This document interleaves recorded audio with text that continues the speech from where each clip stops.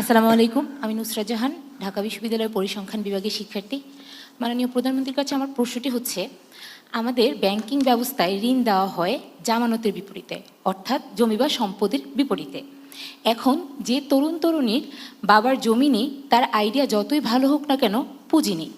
যদিও কিছু start up প্রতিযোগিতা ও সরকারি উদ্যোগের মাধ্যমে কিছুটা সহায়তা পাওয়া যায়, কিন্তু তা সব উদ্যোক্তার জন্য যথেষ্ট না।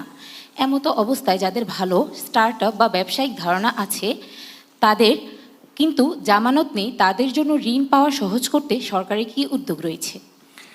এক কথায় যদি, থ্যাংক ইউ সো মাচ আপনার প্রশ্নের জন্য। এক কথায় যদি বলতে হয়, আপনার এই সমস্যাটা আমি জানি মানে আমরা সবাই জানি এই সমস্যাটা। আমরা আইসিটি ডিপার্টমেন্ট থেকে যেটা এই যে ফান্ডটা একটা রাখা হয়েছে, আপনি অলরেডি একটা বক্তব্য শুনেছেন যে 5 কোটি টাকার মতন টোটাল বাজেট রাখা হয়েছে, এবং আমরা 5 লাখ টাকা থেকে 5 কোটি টাকা পর্যন্ত একজন স্টার্ট আপ যে উদ্যোক্তা, তাকে আমরা সহায়তার চেষ্টা করব।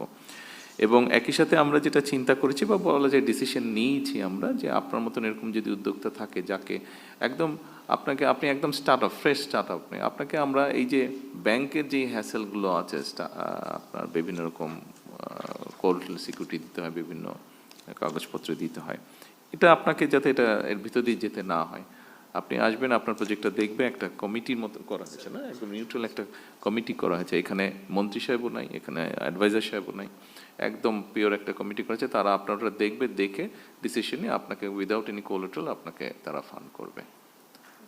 স্যার, আমার আরেকটি প্রশ্ন ছিল যে একটা স্টার্ট আপে যেমন সফলতা আছে, ব্যর্থতাও আছে।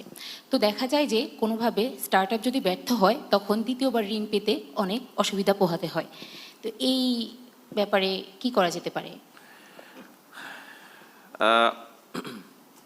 দেখুন, আপনাকে আমরা যেটা হেল্প করা হবে, সেটা তো কারো প্রাইভেট মানি না, এটা পাবলিক মানি।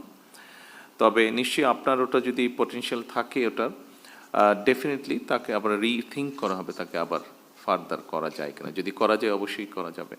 হতেই পারে ব্যবসা করতে গেলে প্রথমে অনেক জিনিস ক্লিক করে না, একটু সময় হয়তো লাগে, কিন্তু যদি ওটার পসিবিলিটি থাকে, অবশ্যই সেটাকে আবার সেকেন্ড টাইম আবার ফাইন্যান্স করা হবে ইনশাল্লাহ। Thank you sir. আমি একটি